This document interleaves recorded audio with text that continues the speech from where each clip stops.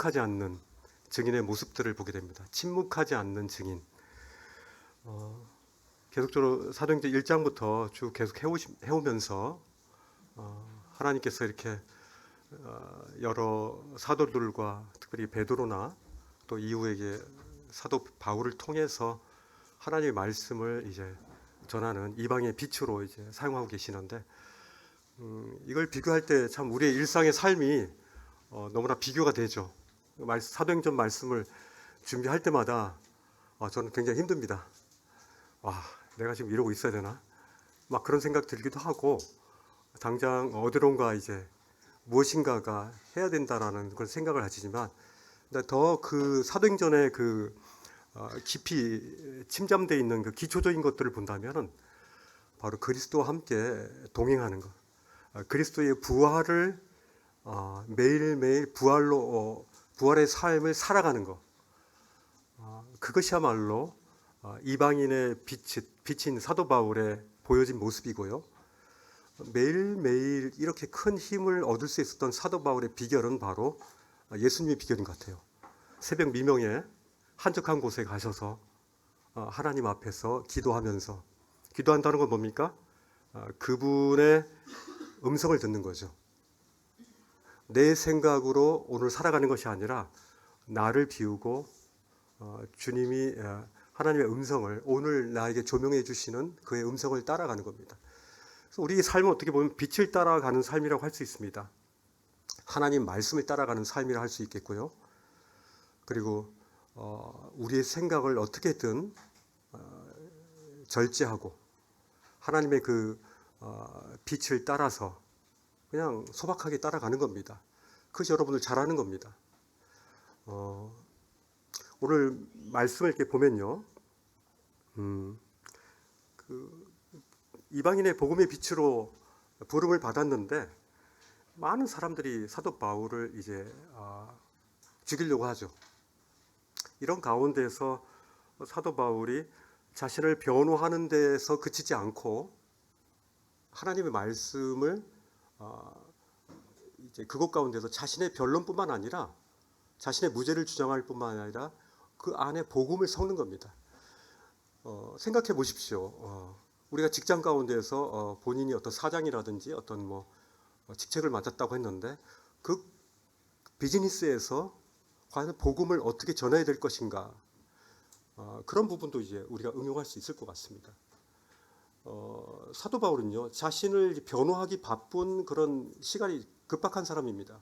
자신의 무죄임을 증명하지 않으면 자기는 이제 죽을 수밖에 없는 그런 상황 가운데 있어요. 그럼에도 불구하고 그 무죄에도 불구하고 그리스도가 이제 그 안에 그 변론 속에서 결국 그리스도를 나타내려고 하는 그런 모습들이 계속 나타나는 걸 보게 됩니다. 우리의 삶이 일상적이고 평범하고 어떤 루틴에 있는 것 같지만 우리가 가는 각 처소마다 우리는 똑같은 상황을 한 번도 경험하지 않습니다. 한 번도 똑같은 사람을 만나지만 같은 상황은 아닌 것입니다. 그때 우리가 그들 가운데 우리의 복음의 빛을 그들 가운데 비출 수 있는 거죠. 어떤 때는 강하게, 어떤 때는 약하게, 어떤 때는 입으로, 어떤 때는 우리의 삶의 착한 모습으로, 이렇게 우리는 침묵하지 않는 증인의 모습들을 각 상황 속에서 사는 것입니다. 한번 들어가 보시죠. 이제 오늘 사도행전 23장을 이제 들어가겠습니다. 많이 왔죠? 굉장히 오래 했습니다. 그렇지만 여전히 긴장된 그런 모습들이 보입니다. 사도행전 23장에 보시면요, 같이 읽겠습니다.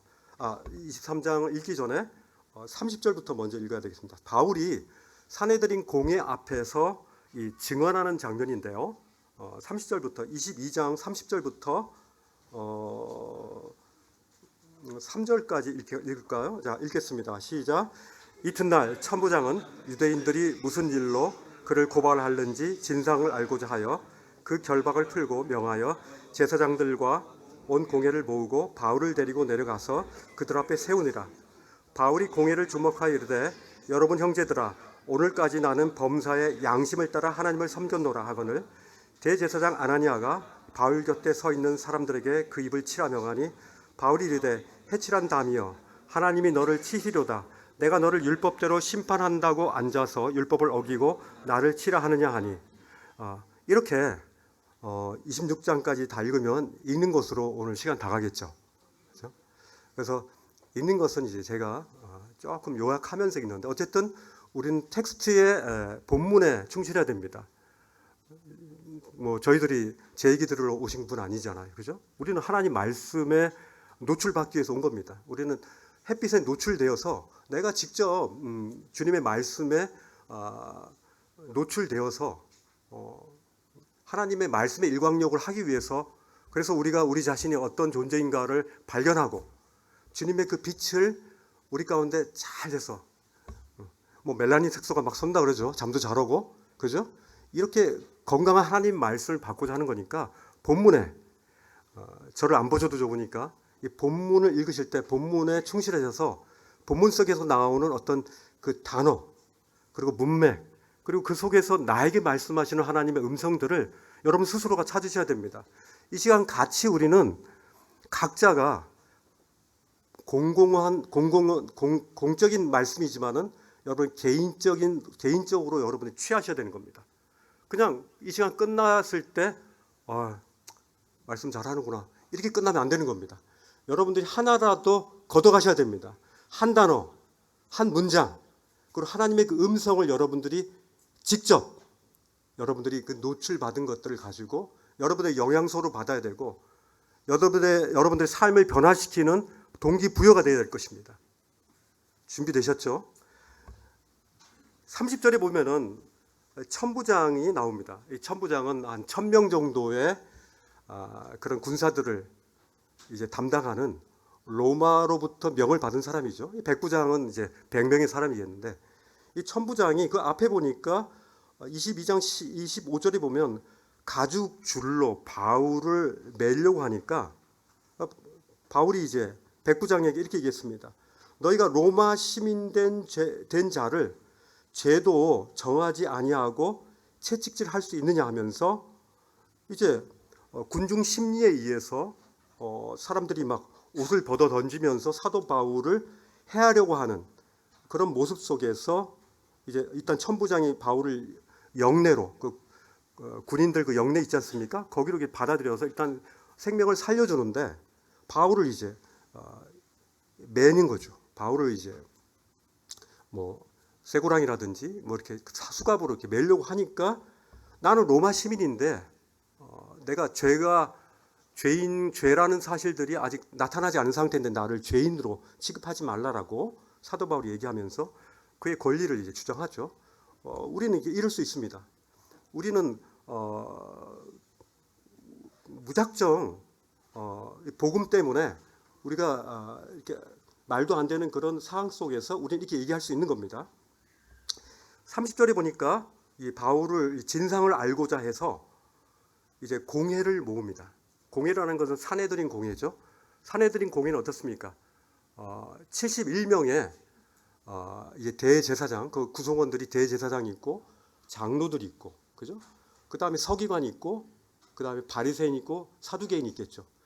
특별히 이거를 두 종류의 사람 파로 얘기한다면 바리새파와 사두개파 이 두 파의 사람들이 대제사장도 해먹고, 이제 서기관도 해먹고, 그죠? 장로들도 해먹는 겁니다.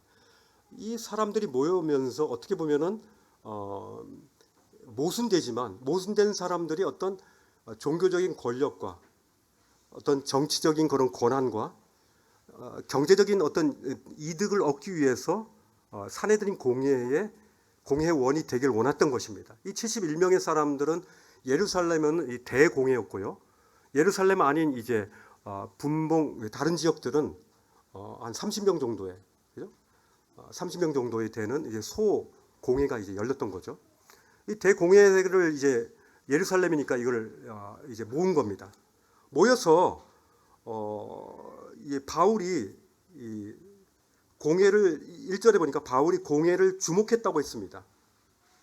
바울에게 이제 대답할 권한을 줬는데요. 바울이 공회를 주목하면서 처음 했던 말이 있습니다. 뭡니까? 나는 범사의 양심을 따라 하나님을 섬겼노라 그러면서 이 말을 왜 했습니까? 이 말을 한 이유가 있습니다. 이 말을 한 이유는 사도 바울을 해치려고 하는 그 이유가 바로 성전 모독이었습니다. 성전 모독. 그 다음에 율법을 범했다는 겁니다. 이 성전 모독과 율법을 범한 부분에 대해서 사도 바울이 변론하는 겁니다. 나는 성전을 이렇게 그렇게 성전에 대해서 내가 모독한 적이 없고 율법에 대해서 나는 그렇게 한 적이 없다라는 것들을 얘기하려고 하는데 양심에 따라서 이제 앞에 보면은 바리새인 중에 바리새인이요 베냐민 지파 쪽이었고 나는 괜찮은 교육을 받았고 뭐 이렇게 말씀을 많이 하지 않습니까? 이 말씀을 하자마자 여기에 굉장히 놀라운 장면이 있습니다. 이 원래 그 산헤드린 공회에서 이 피해자가 말할 권한이 있는데 그때 이제 말을 할 때 그 말을 들어야 됩니다. 우리 보통 청문회 보면은 뭐 얘기할 때 막 중간 말을 자르고 막 서로 다투는 걸 보잖아요. 근데 이 산헤드린 공회에서는 피의자가 얘기할 때 들어줘야 되는 것이 산헤드린의 원래 원칙입니다. 그런데 여기에 반칙이 나옵니다. 어떤 반칙입니까? 대제사장 아나니아, 이 아나니아가 바울 곁에 서 있었는데 뭐라고 하냐면 그 입을 치라고 합니다. 사도 바울이 한참 이제 여러분 나는 범사의 양심을 따라 하나님을 섬겼습니다 하는데 제 입을 좀 칠래요. 입을 쳤겠죠. 손을 쳤든지 뭐 막대기를 쳤든지. 여러분 얘기할 때 누가 내 입을 치면 어떻습니까? 여러분 한참 그냥 막 진심으로 얘기하고 있는데 이 손으로 입을 탁 쳤어요. 이 입을 친다는 건요 이스라엘에게 그 인격을 모독하는 데 있어서 아주 최고조입니다. 엄청 기분 나쁜 겁니다. 너의 말은 들을 필요가 없다. 너의 존재 자체가 너는 우리가 들을 이유가 없다라고 하는 거예요. 대제사장 아나니아는 사도 바울이 양심껏 섬겼다는 그 말을 인정할 수 없습니다. 그의 인격을 전혀 인정할 마음이 전혀 없는 겁니다. 이때 사도 바울이 어떻게 반응합니까?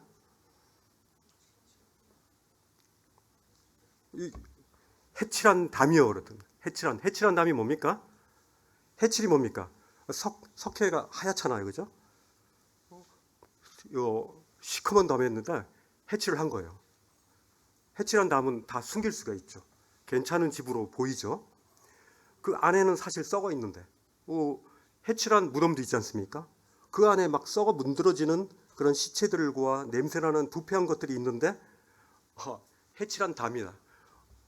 이렇게 공격합니다.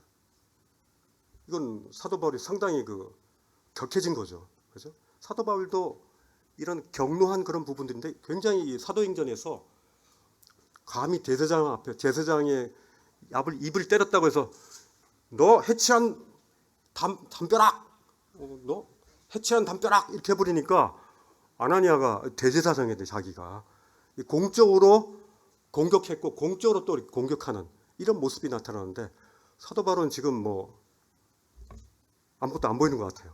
그죠? 근데 여기서 굉장히 재밌는 장면이 있는데요. 4절이 보니까 하나님의 대제사장을 네가 욕하느냐 했더니 어떻습니까? 구약에 보면은 너의 관원들을 욕하지 말라라는 그런 구약에서의 말씀이 있지 않습니까? 사도 바울은 실제적으로 그가 대제사장인 걸 몰랐나 봐요. 왜냐하면은 대제사장이라면은 이 산헤드린 공회의 룰을 알 거 아닙니까? 근데 룰을 어기고 자기 입을 때리라고 명하니까 그 사람이 감정적으로 그랬다라고 생각한 것 같아요. 실제적으로 대제사장이 그랬으면 사도 바울은 그 권위에 순종했을 거라는 생각이 듭니다. 어쨌든 사도 바울도 그랬습니다. 나는 그가 내 대제사장인 줄 알지 못했다. 그 산헤드린 공회에서 가장 높은 직급을 가진 대제사장을 욕했지 않습니까? 이 상황에서 이제 사도 바울은 말씀에 순종하는 모습이 나타납니다. 굉장하죠. 이런 극한의 긴장 속에서 계속 끊이지 않는 사도 바울의 증언들이 계속 이 말씀 속에서 나타나는 겁니다. 이 3장에서 계속적으로 나오는 게 뭐요? 이 먼저 공회에서 사도 바울이 그의 증언을 그치지 않고 계속 내는 모습들이 나타나는데요. 여기 보면은 두 개의 파가 나옵니다. 어떤 파죠? 여러분 잘 아시는 그 다음 말씀에 보면은 6절에 보니까 바울이 그중 일부는 사두개인이요 다른 일부는 바리새인이다. 그걸 알았다 그랬죠. 외쳐서 자신은 어떤 것을 믿고 있느냐에 대해서 증언을 합니다. 사실 일부러 사두개인과 바리새인들이 분열을 일으키라고 일부러 한번 너희들도 한번 당해봐 하면서 머리를 썼겠습니까? 저는 사도 바울이 그렇다고 생각하지 않습니다. 사도 바울은 자기의 정체성을 그대로 얘기하는 겁니다. 왜냐하면 자기는 성전 모독과 율법에 대해서 위배하지 않았다는 것, 그리고 자기가 다만 전하는 것은 그리스도라는 그런 분이 바로 부활했다는 이 사실들을, 이것에 지금 초점이 있는 거지 이들의 분열에 그렇게 관심이 없는 겁니다. 이 산헤드린 공의 대표적인 두 파, 바리새파와 사두개파의 이 모순 가운데서도 공존하는 이 산헤드린 공회의 이 모습들을 이 표면에 드러나게 하시는 거죠. 뭐라고 얘기합니까? 형제들아, 나는 바리새인이요 또 바리새인의 아들이라. 죽은 자의 소망, 곧 부활로 말미암아 신문을 받는다. 나는 바리새인인데 나는 그리스도가 부활했다는 그 사실 때문에 지금 이 자리에 있다라고 자신의 그 자리에 있는 정체성에 대한 분명히 그 말씀을 하고 있습니다. 이거로 인해서 어땠습니까? 사두개인과 바리새인들이 서로 이렇게 무리가 나눠졌죠. 이미 나눠진 것에 대해서 보이지 않았는데 이제 약간 깊숙이 들어가게 된 겁니다. 그러다 보니까 사두개인들은 어떻습니까?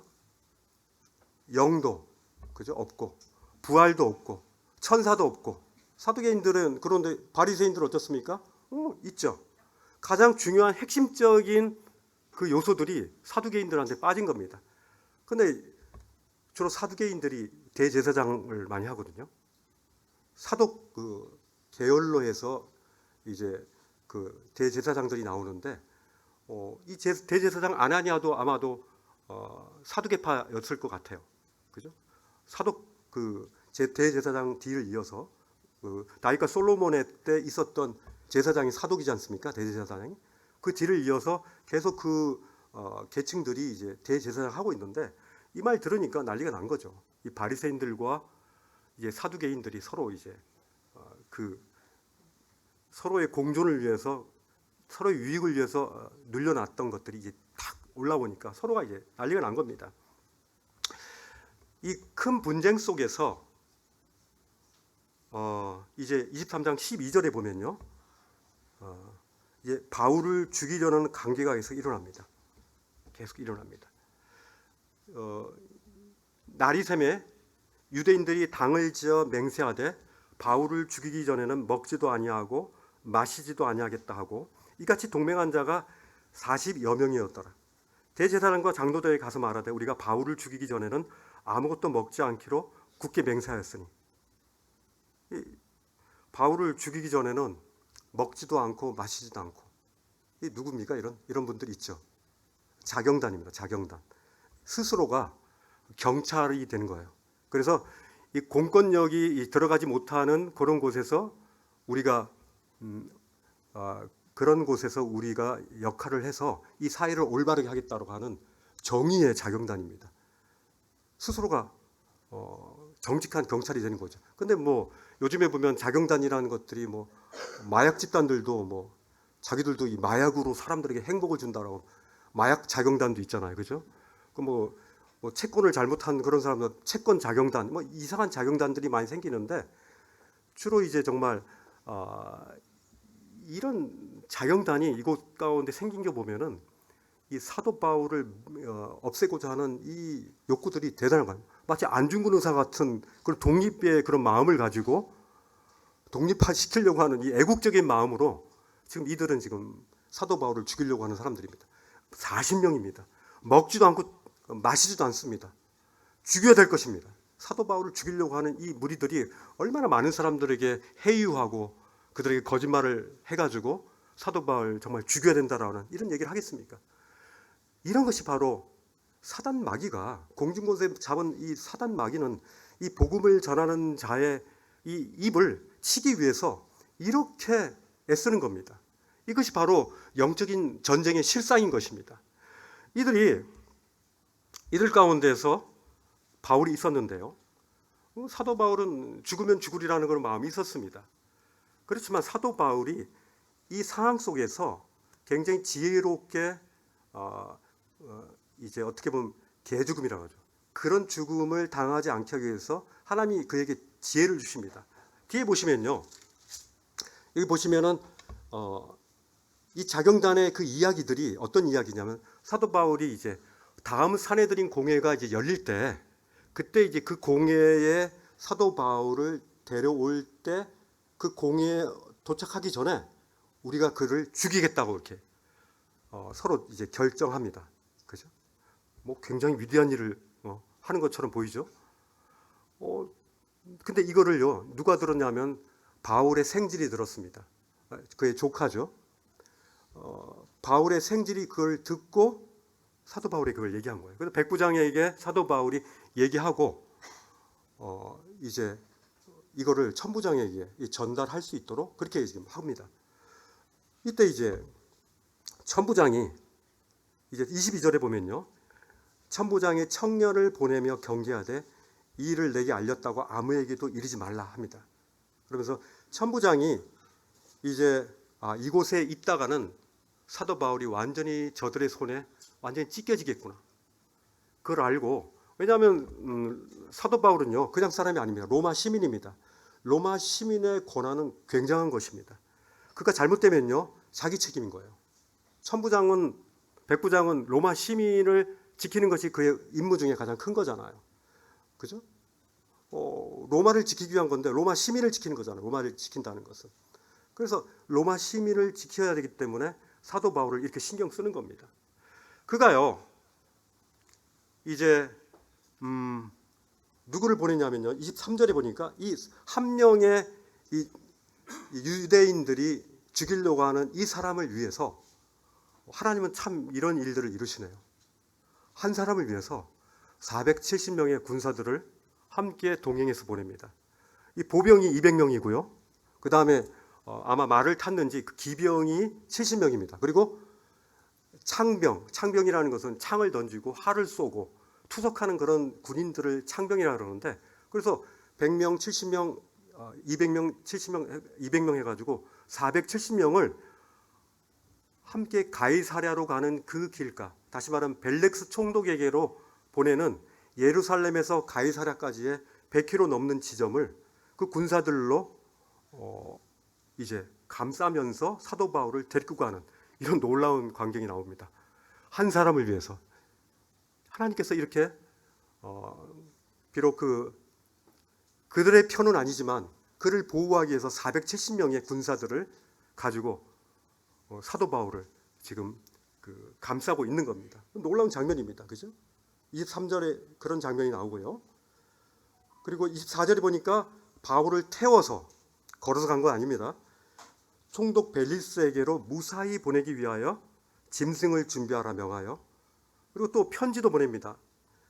이 천부장 이름이 26절에 보면 글라우디오 루시아라고 합니다. 루시오가 벨렉스 총독, 유대 지방을 다 다스리는 총독이죠.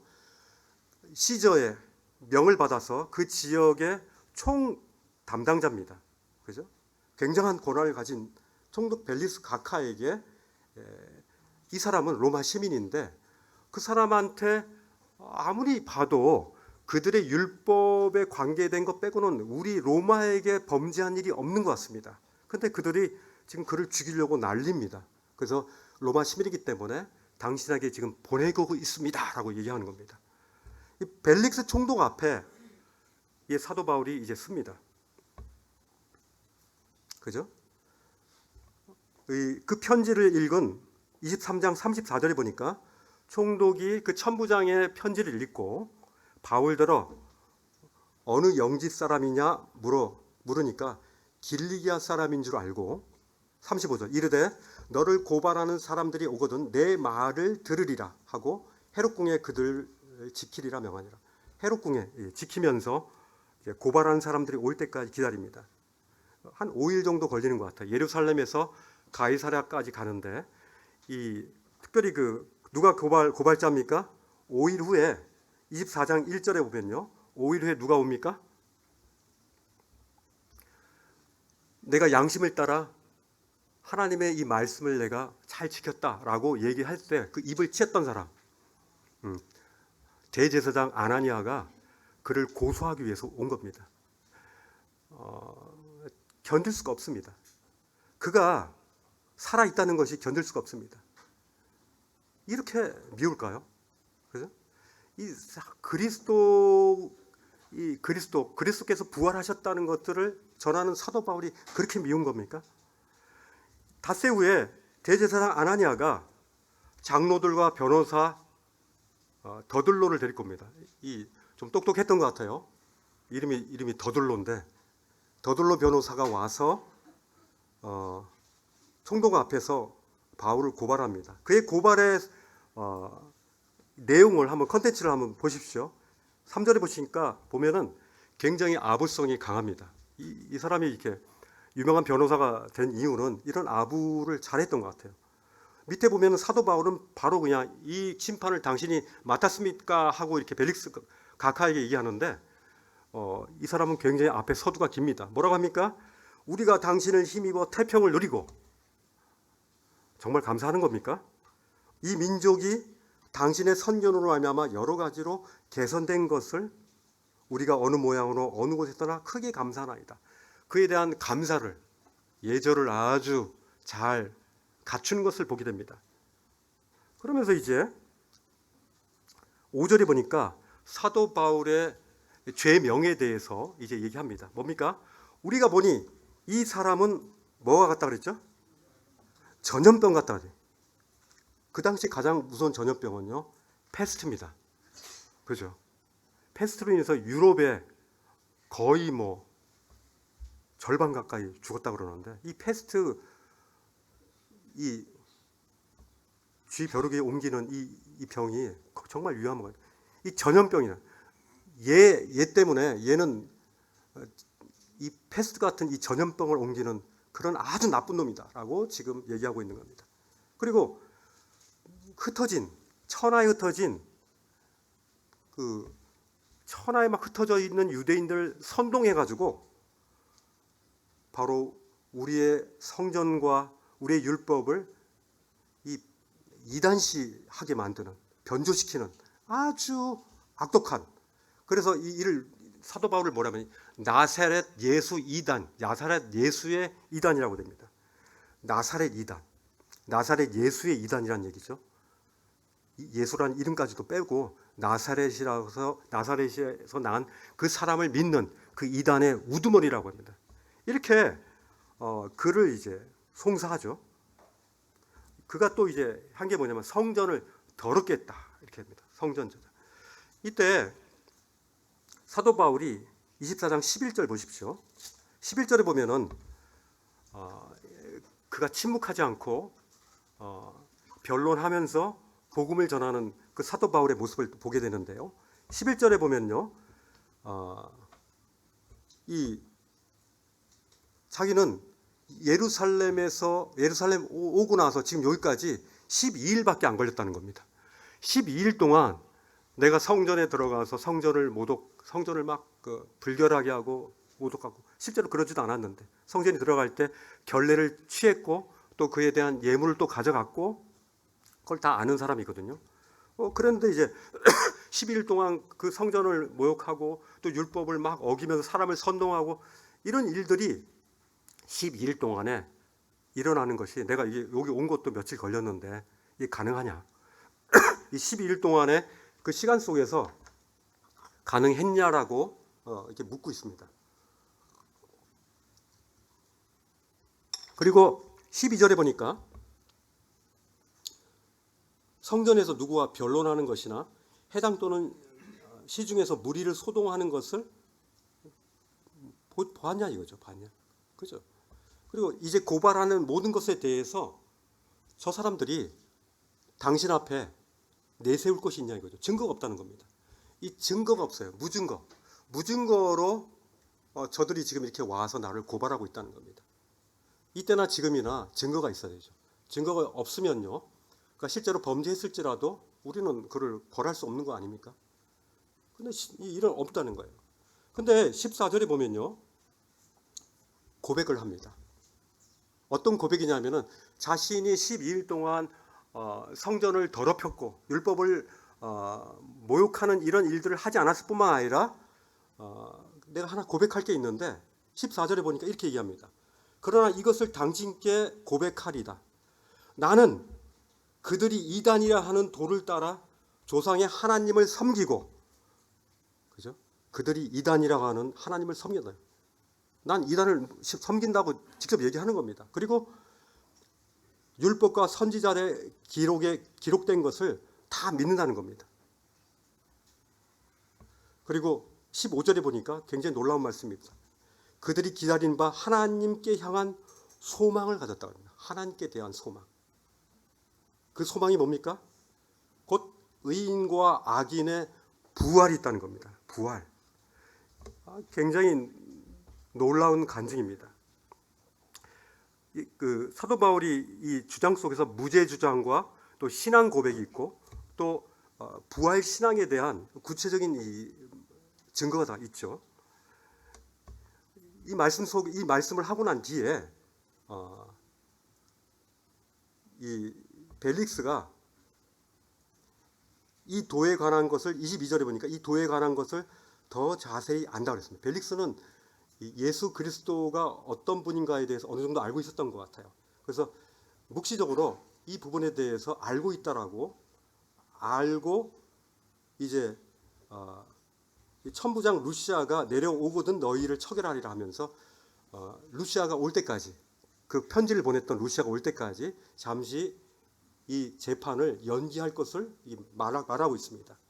그리고 백부장에게 어떻게 얘기하냐면 바울을 지키되 자유를 주고 벨릭스가 바울에게 자유를 주라고 그랬습니다. 아직 죄인이 아니니까. 그리고 그의 친구들이 그를 돌봐주는 것을 금하지 말라 그랬습니다. 그래서 지금 이 벨릭스하고 함께 있는 이 시간은 사도 바울에게 자유함이 있었습니다. 오히려 보호를 받고 있는 거죠. 그죠? 이 바울이 이제 그 영내에 있었지만 여기는 감옥이라고 뭐 성경에 돼 있지만 감옥과 같은 곳은 아니었던 것 같아요. 그리고 수일 후에 이 벨릭스가 굉장히 그 친근감이 있는 접근을 합니다. 사도 바울에게. 어떻게 하냐면은 아내를 함께 데려와서 사도 바울과 대면합니다. 24절에 보십시오. 수일 후에 벨릭스가 그 아내 유대 여자 드루실라와 함께 바울을 불러 그리스도 예수 믿는 도를 듣거늘. 놀라운 장면 아닙니까? 1차 복음 증거가 끝나고 2차에 그의 아내를 데리고 왔습니다. 뭔가 이 사람에게는 신비로운 게 있어. 우리에게 없는 어떤 놀라운 진리가 있는 것 같아 하면서 그의 아내를 데리고 옵니다. 그런데 이 벨릭스는 굉장히 여러 가지 생각이 있는 사람이었어요. 보세요. 그때 사도 바울이 벨릭스와 그 아내에게 전했던 이 복음이 우리 복음의 핵심입니다. 그게 뭡니까? 25절입니다. 사도 바울은요, 벨릭스와 그의 아내 드루실라에게 이렇게 전했습니다. 그 복음이 바로 의와 절제와 장차 오는 심판에 대해서 이걸 전한 것입니다. 이게 뭡니까? 의는 뭡니까? 하나님과 우리 사이에 의라는 건 뭡니까? 이 죄에 대한 해결이 있어야지 우리가 의가 있지 않습니까? 죄에 대해서 의에 대해서 사도 바울은 가감없이 그들에게 의에 대해서 전한 겁니다. 의를 전했으면 죄가 있었겠죠. 당신이 얼마나 큰 죄인이라는 것을 알게 하고 그 의에 이르게 하는 그런 욕구가 그들 가운데 있기를 원했던 것 같습니다. 절제는 뭡니까? 거룩한 삶입니다. 당신의 삶은 정상 아닙니다. 지금 당신의 삶이 괜찮다고 여기지만 하나님 원래 창조하실 때 그 하나님과 함께하는 그 거룩한 삶 속에서 많이 당신은 떨어져 있는 것입니다. 하나님이 당신이 하나님과 동행하는 그 거룩한 삶을 살기를 원합니다. 그것이 바로 당신이 가져야 될 그 절제의 가장 그 의미입니다. 또 뭡니까? 장차 다가올 심판에 대해서 얘기합니다. 당신이 지금 이런 하나님의 공의와 이 하나님과 함께 이 거룩한 삶을 살기를 원하지 않는다면 당신은 장차 다가올 심판을 받게 되고 하나님과 영원한 분리를 가져와서 당신은 지옥에 갈 것입니다 라고 사도 바울은 의와 절제와 장차 올 심판에 대해서 가감없이 담대하게 침묵하지 않고 전하는 모습을 보게 됩니다. 그런데요, 우리는 이렇게 복음을 전하죠. 복음 많이 전하지 않습니까? 지난번에도 우리 복음 집회 가운데서도 많은 사람들이 왔어요. 거의 한 20명이니까 막 사람들이 왔지 않습니까? 다 어디로 왔습니까? 그 많던 그 분들이 다 어디로 갔습니까? 쉽지 않습니다. 다 벨릭스와 같은 그 마음을 가진 거예요. 두루실라 그 아내가 구원받았다는 얘기 없지 않습니까? 그 아내와 벨릭스가 가졌던 이 양면성이 뭐냐면은 더 깊은 거죠. 더 원했던 것이 뭡니까? 이 말씀을 보십시오. 듣고 나서 내가 틈이 있으면 너를 부리라 이렇게 얘기하면, 틈이 있으면 내가 시간 있을 때 다음에 너 부를게. 다음에 지연시키는 거죠. 하나님 말씀을 들었을 때 즉각적으로 그것에 대해서 반응하고 순종하는 것이 아니라 다음에, 이따가, 나중에 이렇게 복음을 지연시키는 것입니다. 그죠? 왜 이렇습니까? 이것은 굉장한 도전입니다. 그가 참 돈에 대한 욕구가 대단한 것 같아요. 그죠? 밑에 보면은 바울에게 26절에 보니까 바울에게서 돈을 받을까 바라는 거로 더 자주 불러 같이 이야기하더라. 자주 불러보면 내가 이렇게 계속 너희 말 들어주는데 너 그럴 거야? 야, 이 정도 되면 좀 내가 직접 달라고 해야 돼? 그에게 있어서 그를 온통 그의 삶의 목표가 된 것은 바로 돈입니다. 그는 온통 돈을 벌기 위해서 내가 이 총독자리 있을 때 이때 벌어놔야지 내 노후가 편하지, 떵떵거리면서 살지, 괜찮은 집에서 사지 하면서 벨릭스는 이때 챙길 것을, 총독 시기에 챙길 것을 생각하고 있는 거예요. 이거를 언제까지 했습니까? 27절에 이태가 지난 후 2년 동안 이거를 지속하고 있는 겁니다. 근데 2년 동안 돈을 안 준 사도 바울도 대단한 것 같습니다. 내가 너에게 줄 건 금과 은이 아니다. 그렇죠? 앞에서 주장했던 사도행전에서 나타났던 그 2년 동안 끝까지 안 줬습니다. 우리가 돈을 주지 말아야 될 때 돈을 주지 않는 거죠. 아, 그래. 이것도 돈도 주면서 복음도 받고 좋잖아요. 근데 사도 바울이 이렇게 결정한 이유가 있겠죠. 누군가에게는 빵과 하나님 말씀이 두 개가 다 필요한 분들이 있습니다. 그때는 빵과 하나님 말씀이 두 가지가 다 들어가야 됩니다. 근데 여기서는요, 벨릭스에게는 빵이 필요 없는 사람이었습니다. 복음이 들어가야 되는데 그에게는 탐욕이라는 그런 욕구들이 있었기 때문에 사도 바울은 그의 탐욕을 채워줄 이유가 전혀 없는 것입니다. 2년이 지나도록 27절에 보니까 2년이 지난 후에 베스도가 벨릭스의 소임을 이어받으니 벨릭스가 유대인의 마음을 얻고자 하여 바울을 구류하여 두니라. 2년 동안. 세상은요, 우리의 복음을 지체시킵니다.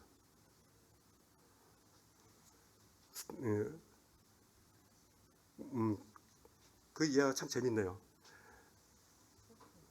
C.S. 루이스의 마귀가 나오는 뭐죠 그게? C.S. 루이스의 스크루지. 예. 스크루지가 아니라 뭐죠? 갑자기 잃어버렸네.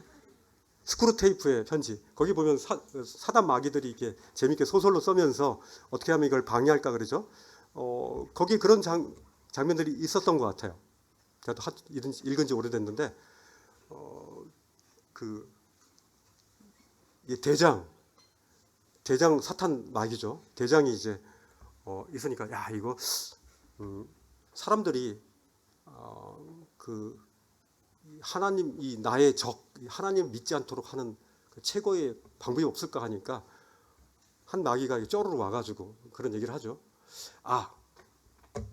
그들에게 천국이 없다라고 얘기하면 그들이 하나님을 안 믿을 거예요. 왜냐하면 그들이 천국을 되게 추구하니까.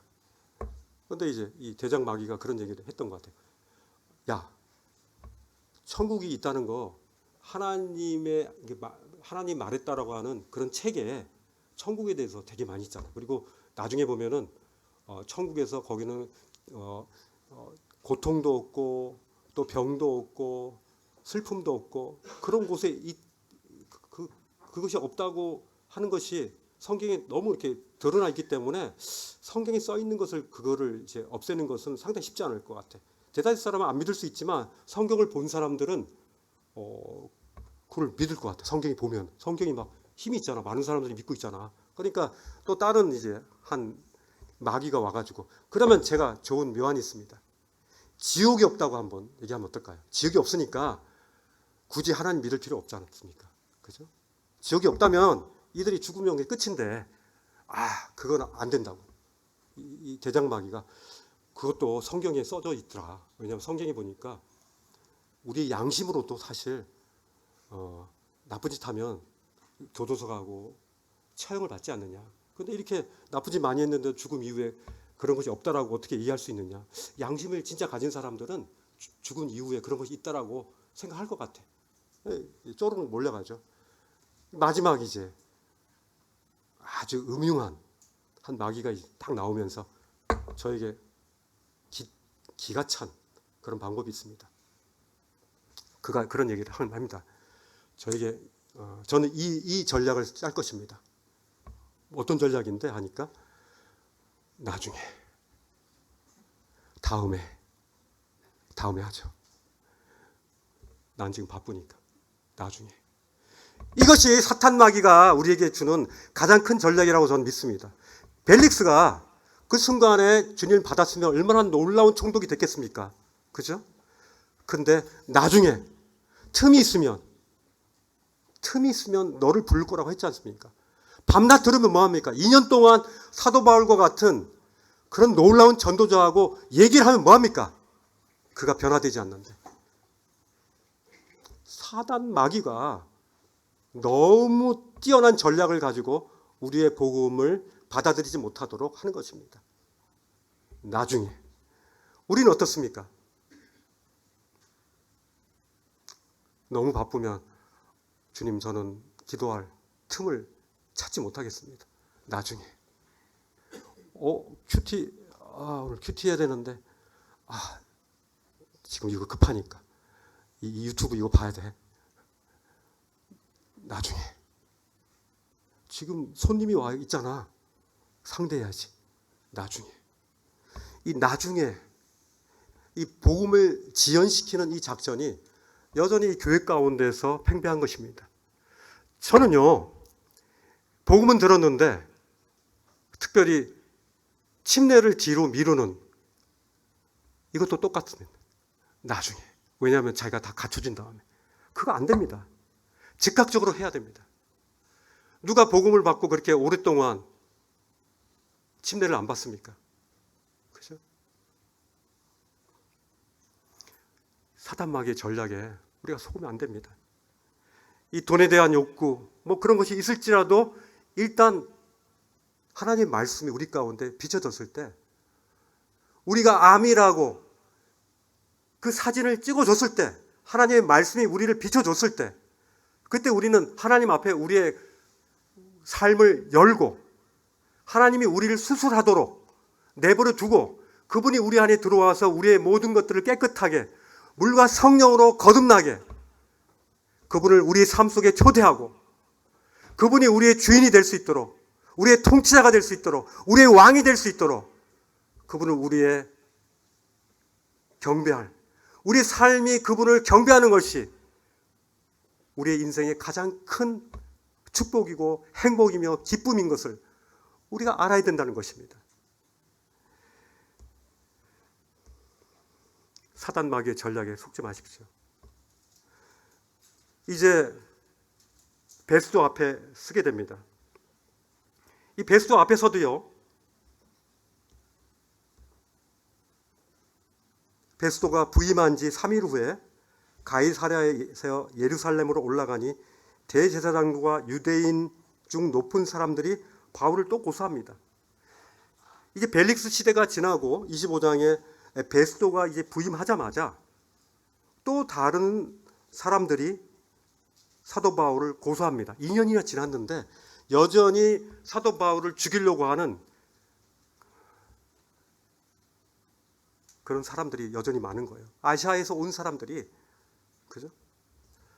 이 베스도의 호의로 바울을 예루살렘으로 옮겨 달라고 이들이 막 부탁하는 거예요. 예루살렘을 오자마자 그들은 사도 바울을 갈기갈기 찢을 준비를 하고 있는 겁니다. 그런데 베스도는요, 어쨌든 재판 자리에 앉아가지고 유대인의 마음을 그도 살려고 했습니다. 25장 9절에 보니까 베스도도 벨릭스하고 비슷해요. 이 정치인들의 특징은요, 사람들의 마음을 사는 것이 그들의 가장 큰 목표입니다. 다음번에 또 해먹어야 되니까, 그죠? 그래서 그들의 말을 믿으면 안 됩니다. 우리는 성경의 말씀, 성경의 원칙을 가지고 봐야지. 아무리 훌륭한 정치인도요, 벨릭스도 그렇고 베스도도 그렇고 똑같은 말씀이죠. 유대인의 마음을 얻고자 하여, 그죠? 이것이 그들의 목표입니다. 그래서 그들의 말을 믿어서는 안 되는 것이죠. 물론 관원들에게 우리가 모욕하거나 그걸 하면 안 됩니다. 그러나 그들을 진짜로 믿어서는 안 된다는 거죠. 유대인의 마음을 얻고자 했습니다. 그리고 다시금 그가 베스도가 이제 여러 일들이 있었는데요. 다 이제 하고 이제 19절에 보니까요. 19절에 다시 이제 재판이 열리는데요. 여기 보면은 19절 보니까 오직 자기들의 종교와 또는 예수라 하는 이가 죽은 것을 살아있다고 바울이 주장하는 그 일에 관한 문제로 고발하는 것뿐이라. 그 외에는 이 사람을 죽일 또 형벌을 취해야 될 그런 죄를 찾지 못하겠다는 거예요. 그죠? 단지 그냥 예수로 하는 이가 죽은 것을 살아있다고 바울이 주장하는 거. 부활입니다. 예수님이 부활, 복음의 가장 핵심은요, 부활입니다.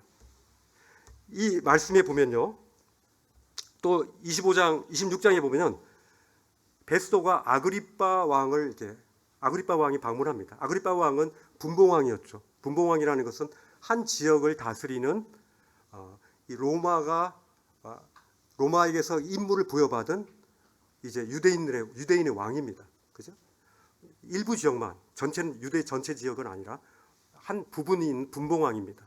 근데 분봉왕이 이제 그래도 왕이죠.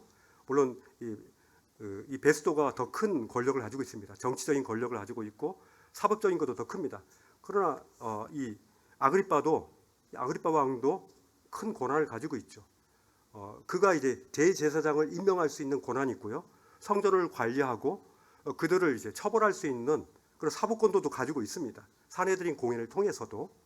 근데 이제 이 베스도와 아그리빠 왕 앞에서 사도 바울이 전하는 이 복음을 잘 들으셔야 됩니다. 이 23장 11절에 보면은요, 이 베스도가 이게 사도 바울을 협박하면서 너 자꾸 그러면 너 예루살렘 너 보내버릴 거야 하니까 사도 바울이 그때 굉장히 중요한 말을 합니다.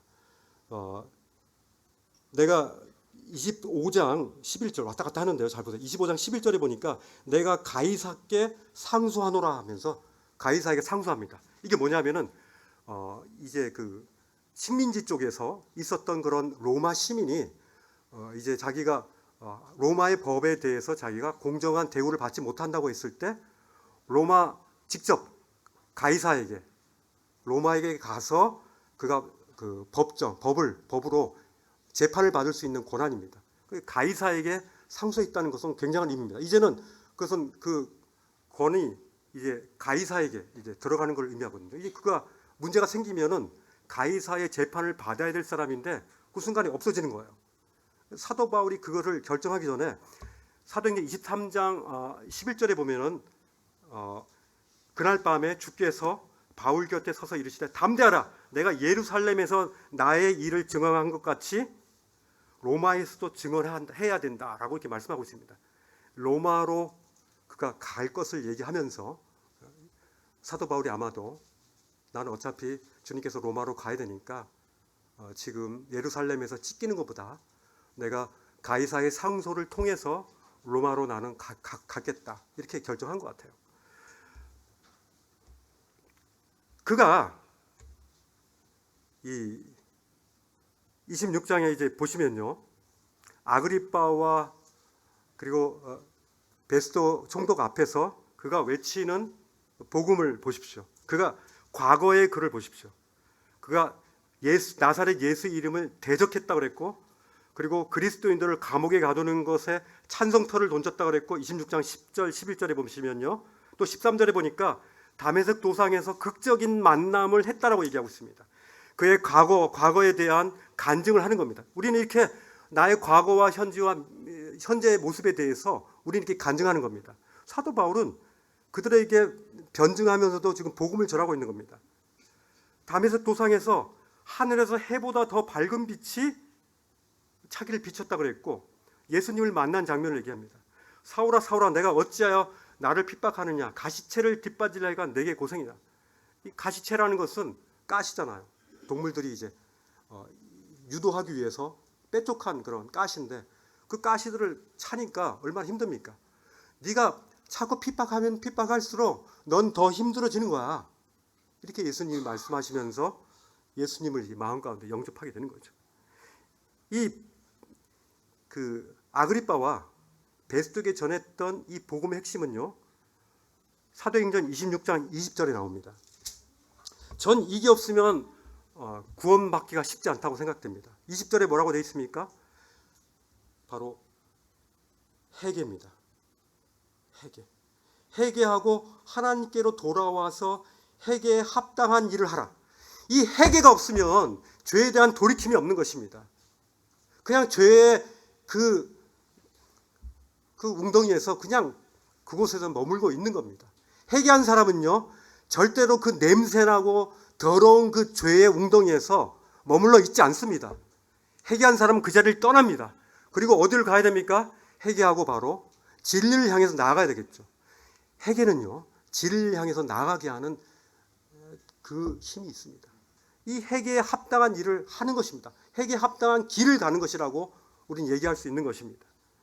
이렇게 권력자들에게 바울은 담대한 음성으로 이렇게 얘기합니다. 베스도가 뭐라고 얘기합니까? 26장 24절에 바울아, 네 많은 이 지식들이 너를 이 미친 프레임에 너를 넣었다라고 얘기합니다. 많은 학문이 너를 미치게 했다 그랬습니다. 사도 바울이 뭐라고 합니까? 베스도 각하여 내가 미친 것이 아니요 참되고 온전한 말을 하나이다. 사도 바울이 얘기하는 이 간증은요, 참되고 온전한 말이었습니다. 그리고 이 역사적 순간에 담대한 선포를 합니다. 아그리빠가 네가 이 짧은 말로, 이 작은 말로 나를 그리스도인이 되게 하려고 하느냐 했더니 사도 바울이 뭐라고 얘기합니까? 아그리빠 왕이여, 당신뿐만 아니라 오늘 내 말을 듣는 모든 사람도 다 이렇게 내가 이렇게 결박당한 것 외에는 나와 같이 되기를 하나님께 원합니다. 나 기도하는 마음입니다. 여러분들이 정말 나처럼 되기를 원합니다. 제가 얼마나 지금 행복한 사람인지 아십니까?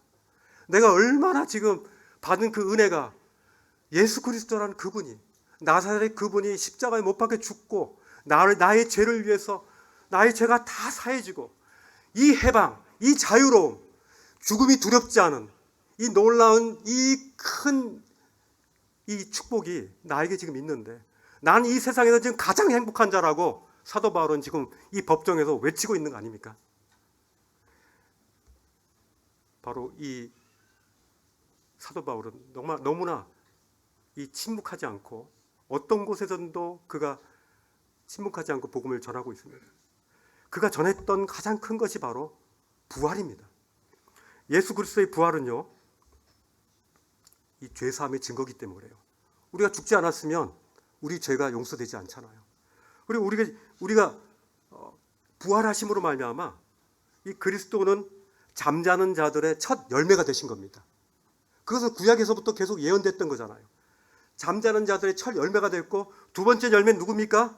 바로 그것을 믿는 자들이 바로 그 열매를 먹겠죠. 여러분들과 저는 이 잠자는 자들의 일어나서 부활한 그 열매를 여러분들은 지금 드시고 있는 겁니다. 그리고 우리가 주님이 오셨을 때, 주님이 이제 오실 때를 우리는 기다리는 그 소망의 부활이 있는 겁니다. 우리가 썩을 것으로 심지만, 우리의 육체는 썩지만, 그러나 영원히 변하지 않는 영원한 그 형체로, 부활의 형체로, 그리스도의 형체로 우리가 변화될 것이라는 이런 놀라운 소망이 우리 가운데 있기 때문에 사도 바울은 죽음이 전혀 무섭지 않았습니다. 전혀 두렵지 않습니다. 오히려 다른 곳에서 내가 차라리 죽었으면 좋겠다. 그리고 주님을 빨리 만났으면 좋겠다. 라고 얘기합니다. 그러나 내가 있는 것은 바로 너희 때문이다. 그죠? 이렇게 이방인을 향한 복음의 빛을 받았지만 여전히 이방에게로 가지 못하고 예루살렘에서 그들의 민족과 그들 죽이려고 하는 그런 사람들 앞에서 그는 지금 이렇게 변론하고 있는 겁니다. 바로 벨릭스에게 전했던 의와 절제와 다가올 심판, 그리고 베스도와 아그리빠에게 전했던 회개와 그리고 그리스도의 부활, 이 부활 신앙으로 그가 소망 가운데 살고 있다는 사실들을 보이는 겁니다. 우리는 다른 사람에게 복음을 전하기 전에 우리가 그 복음으로 사는 것이 가장 중요합니다. 그러면요, 어느덧 그렇게 되는 겁니다. 집에서 야채를 먹고 좋은 음식을 먹으면요, 그 아이가 아무리 바깥에서 맛있는 안 좋은 음식을 먹을지라도 그는 결국 좋은 음식을 먹게 되는 겁니다. 우리가 본을 보여야 되는 겁니다. 그리스도인들은 바로 그리스도의 모형입니다. 모형. 그리스도의 깃발입니다. 우리가 펄럭일 때 세상 사람들은 우리를 볼 것입니다. 그 깃발을 따라 그들이 오겠죠. 그것이 바로 우리가 앞선 기수로서의, 복음의 기수로서의 우리의 모습인 것입니다. 시간이 됐기 때문에 일단 여기까지 하겠습니다. 어쨌든 형제자매님들 침묵하지 마십시오. 우리가 아는 처소에서 아무리 작은 곳에 있을지라도, 아무리 그곳이 내가 이런 말을 해야 되나라고 사단 마귀는 우리를 지체시킵니다. 다음에 하라고 그럽니다. next. 그러나 바로 지금 우리는 그리스도의 증인으로서 침묵하지 않고 우리는 말할 수 있는, 우리는 놀라운 특권을 가진 자임을 잊지 않았으면 좋겠습니다. 기도하겠습니다. 주님 감사합니다.